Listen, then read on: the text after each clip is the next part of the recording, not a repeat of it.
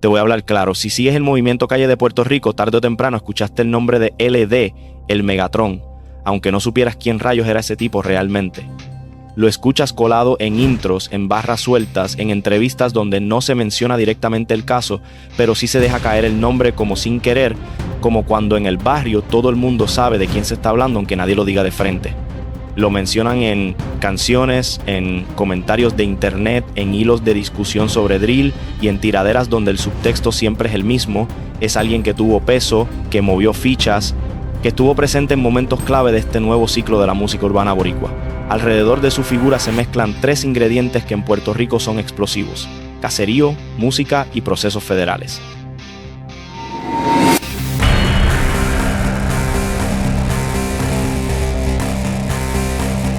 Eso, por sí solo, ya hace que su historia sea delicada, polémica y a la vez imposible de ignorar. Desde Santurce hasta Luis Llorens Torres, su nombre corre como mito viviente. Para algunos es el bichote que puso el pecho por los suyos y ayudó a levantar carreras.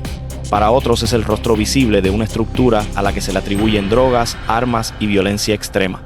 Entre ambas visiones está la realidad fría del expediente, cargos que podrían llevarlo a cumplir desde una década hasta cadena perpetua si un tribunal llegara a declararlo culpable.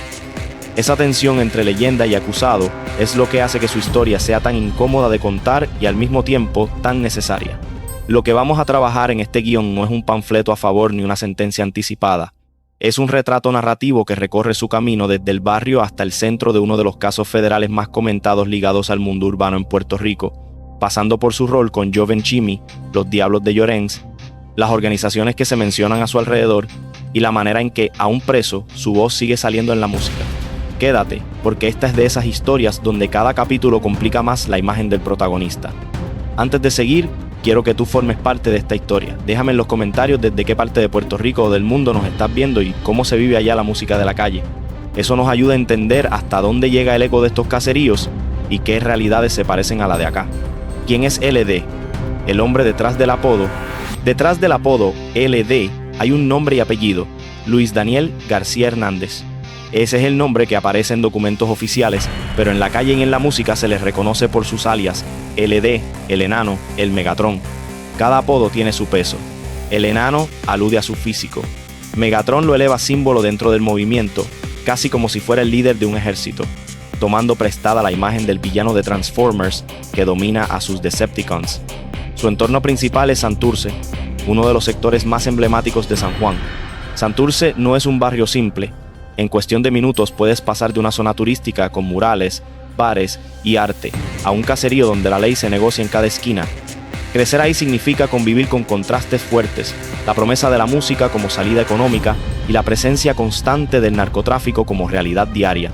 En ese contexto, no es raro que un mismo nombre aparezca mencionado tanto en el estudio de grabación como en las conversaciones sobre el movimiento en la calle.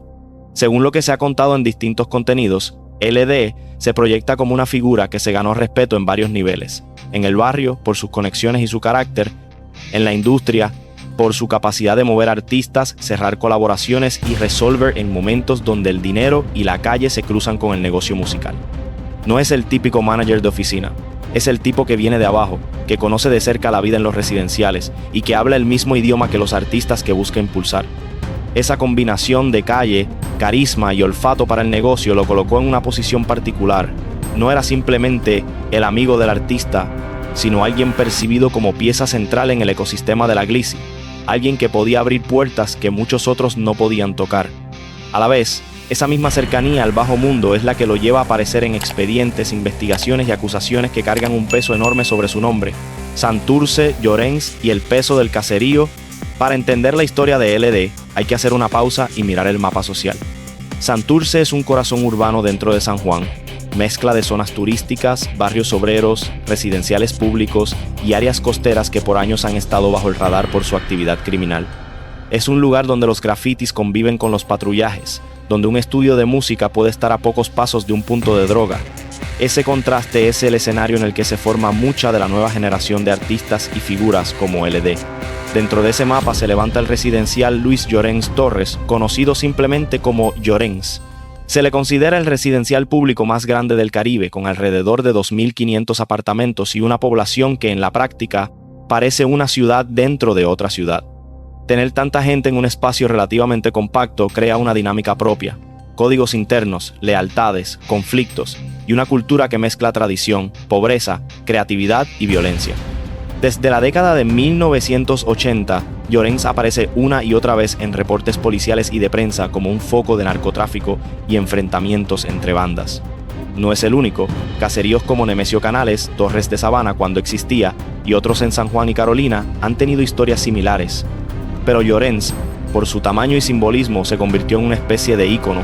Cuando se habla de caseríos calientes en la isla, su nombre casi siempre está en la conversación. Al mismo tiempo, estos espacios han sido semilleros de talento. De los pasillos y canchas salen cantantes, productores, compositores, bailarines. Muchos de los pilares del reggaetón y ahora del trap y el drill crecieron en residenciales, con la música como una de las pocas vías reales para salir de la economía informal. Así, Llorens queda marcado por una doble identidad, cuna de artistas y territorio de organizaciones criminales. En ese cruce es donde el nombre de LD toma fuerza, porque simboliza justo esa mezcla de caserío, música y calle. Manager, aliado y motor del proyecto de Joven Kimi. Cuando se habla del ascenso de Joven Kimi, uno de los nombres que aparecen temprano en la historia es el de LD. Lo que se cuenta es que, cuando el artista todavía estaba en la fase de chamaquito tirando palos en el barrio, LD fue uno de los que le apostó de frente, asumiendo funciones de manager y de hombre de confianza en los primeros pasos de su carrera. No se trataba de una oficina con escritorio y contratos, sino de alguien que estaba en el día a día, ayudando a organizar, conectar y proteger. En el mundo urbano, es común que los primeros managers de un artista sean amigos, familiares o figuras del barrio que creen en el talento y se encargan de las llamadas, los favores, las conexiones con productores y otros colegas. En el caso de LD, las versiones que circulan lo colocan como la persona que jugó ese rol para Joven Kimi, gestionando colaboraciones, facilitando encuentros con figuras establecidas y ayudando a que la Glizzy saliera del circuito local para empezar a sonar a nivel internacional. Con el tiempo, el círculo de Joven Kimi comienza a trabajar con artistas de peso, presentaciones grandes y proyectos más ambiciosos. En esa transición, el nombre de LD se mantiene como una especie de fundador o pilar inicial, el que estaba cuando no había millones de views ni giras, cuando todo era riesgo, fe y calle. Esa narrativa lo convierte, para muchos, en un símbolo de lealtad y de visión dentro del movimiento. Además de manejar, LD también decidió ponerse frente al micrófono. Lanzó temas propios y colaboraciones donde, más que buscar ser la estrella principal, reforzaba su presencia como artista vinculado a la misma estética callejera que impulsaba desde atrás. En algunos de esos proyectos se percibe su voz aún después de estar preso, lo que da la sensación de continuidad y de que, aunque no esté físicamente en la calle, sigue siendo parte activa de la identidad musical del grupo. Ahora quiero saber algo de ti. Cuéntame en los comentarios qué otra historia del bajo mundo conectado con artistas urbanos te gustaría ver en el canal. Puede ser de otro caserío, de otra época o de otro artista, pero dime a quién deberíamos cubrir con el mismo nivel de detalle y respeto. Los Diablos de Llorens y el símbolo del Megatron. Los Diablos de Llorens es un nombre que mezcla miedo, respeto y cultura urbana.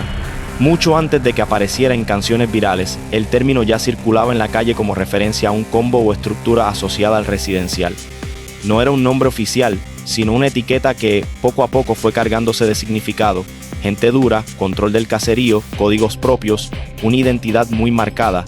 En la música, el nombre explota cuando artistas como Joven Kimi empiezan a mencionarlo sin filtro. Uno de los momentos clave es aquel diss track tempranero, conocido en el argot del género como el viejito del drill, donde se hace referencia directa a los Diablos de Llorens, ligando el caserío, el combo y la música en un solo renglón. A partir de ahí, el nombre deja de ser solo jerga del barrio para convertirse en un concepto cultural repetido en barras, visuales, merch y redes sociales. Dentro de esa narrativa surge la figura de LD como una especie de rostro emblemático del grupo. Su apodo Megatron no es un detalle menor, toma la imagen del líder de los Decepticons, un villano poderoso, frío, estratégico. En el contexto del caserío y de la música, Megatron se convierte en un símbolo que aparece en prendas, tatuajes, apodos y referencias constantes. No es solo un nombre de pila, es una marca dentro del movimiento de los Diablos. La canción Megatron o Megpron, según como se escriba en los lanzamientos oficiales, funciona como un homenaje directo. El título toma su apodo, la letra los rodea, los visuales refuerzan la estética de caserío, armas, lealtad y lujo mezclado con cemento. Para un fan que sigue el movimiento, no hay duda, LD es mucho más que un manager. Es parte del mito fundacional de los Diablos de Llorens y de la Glissy, alguien que se volvió personaje dentro de la narrativa que vende el grupo. 6. FARC de cantera, organización, mito y realidad. Además de su relación con los Diablos de Llorens, en varios contenidos se vincula el nombre de LD a una organización conocida como FERC o FARC de cantera. En la jerga urbana, se le ha llegado a describir como algo similar a Fuerzas Armadas Revolucionarias de Cantera, jugando con el eco de otros grupos armados conocidos internacionalmente, pero adaptado al contexto de Santurce y sus zonas costeras. Lo que se cuenta en esos relatos es que esta organización habría surgido en la década de 2000, operando principalmente en áreas costeras de Santurce y moviéndose en el negocio del narcotráfico y otros delitos graves. Se les atribuyen métodos de control especialmente violentos, historias de desapariciones, amenazas a través de leyendas urbanas y una presencia constante en los rumores de la calle.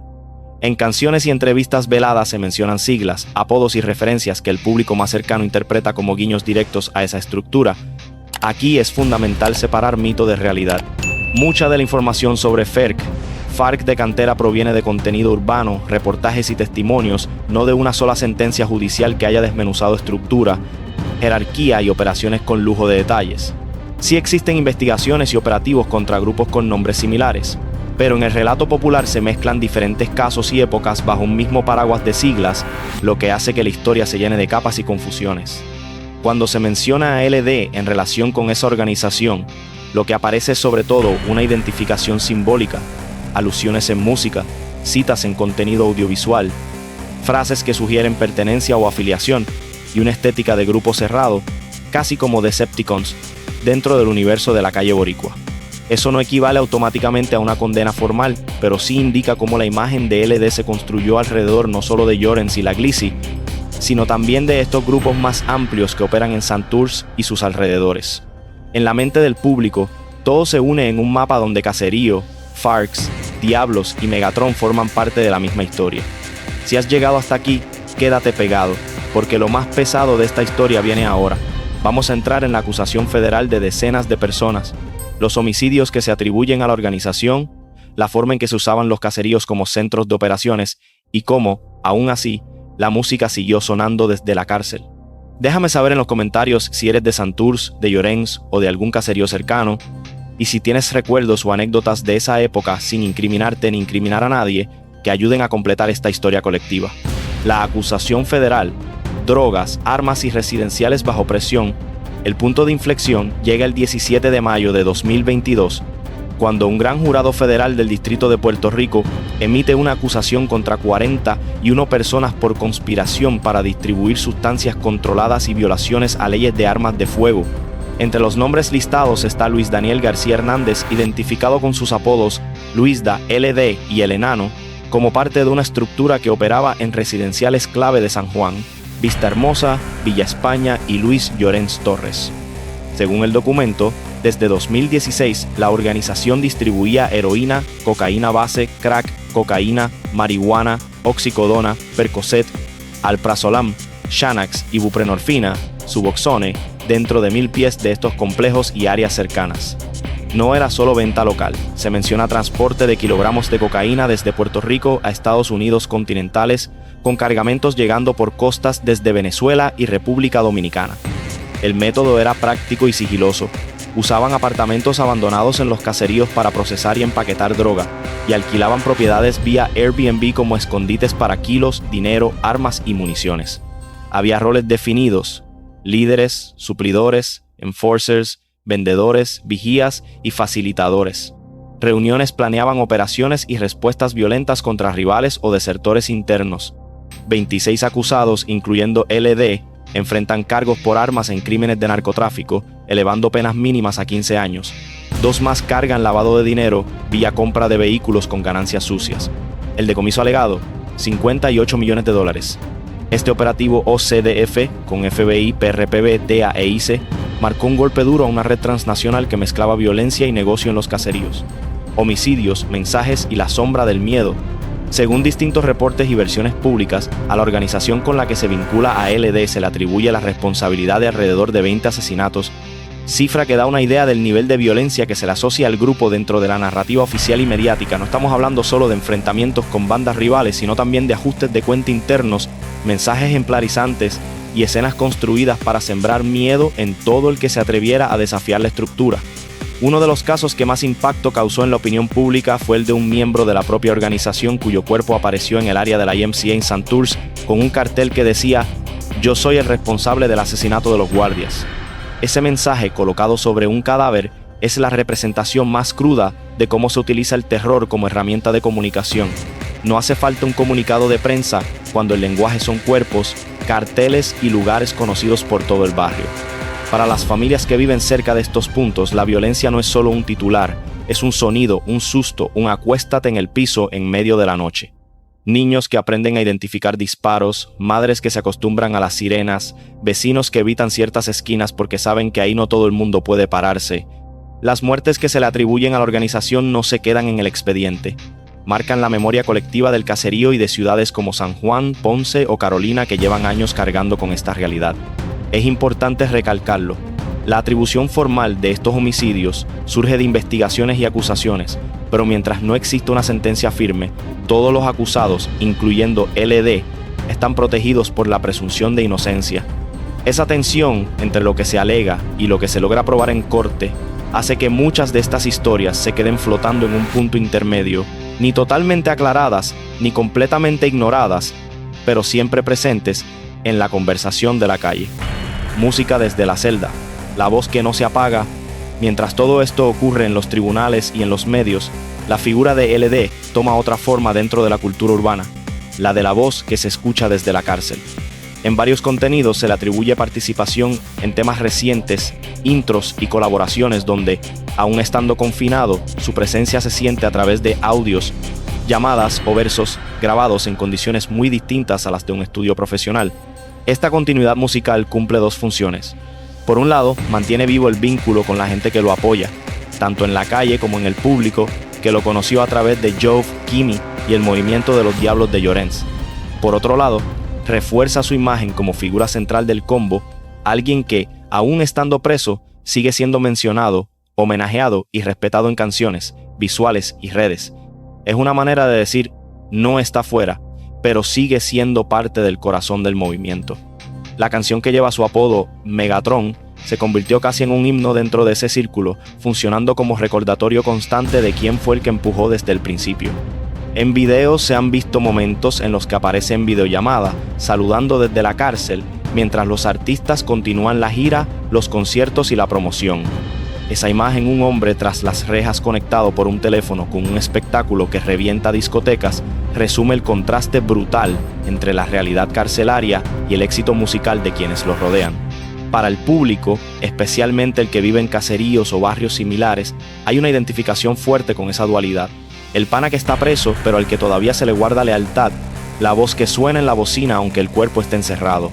Sin embargo, también abre el debate de hasta qué punto la música se convierte en altavoz de una historia dura que afecta a muchas víctimas y familias, no solo a quienes están en el combo, género urbano, narcotráfico y la vieja historia que se repite. La historia del LD no es un caso aislado, sino un capítulo más de una película que el Caribe y América Latina llevan viendo por décadas.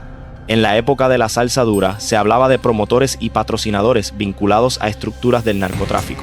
Luego, con el nacimiento del reggaetón, muchos artistas contaron en entrevistas que sus primeros videos, estudios y campañas salieron del bolsillo de gente de la calle. Hoy, con el trap y el drill, esa relación sigue ahí, solo que ahora todo se ve en tiempo real por redes sociales. En Puerto Rico, los caseríos han sido históricamente semilleros de talento, pero también escenarios constantes de operativos y balaceras. Desde Llorens hasta Nemesio, pasando por residenciales como Canales o residencias en Santurce y Carolina, el patrón se repite. Pobreza, poca oportunidad real de empleo, presencia fuerte del narcotráfico y una generación de jóvenes que ven la música una salida, pero que a veces tiene el pie metido tanto en el estudio como en la calle. LD encarna precisamente ese cruce, el tipo que apostó por la música y al mismo tiempo aparece en el expediente de una estructura criminal. Esto obliga a hacerse preguntas incómodas. ¿La música está contando lo que pasa o lo está alimentando? Cuando un artista menciona combos, puntos, armas y nombres reales, ¿está documentando la realidad o ayudando a normalizarla? La respuesta casi siempre es una mezcla de las dos cosas.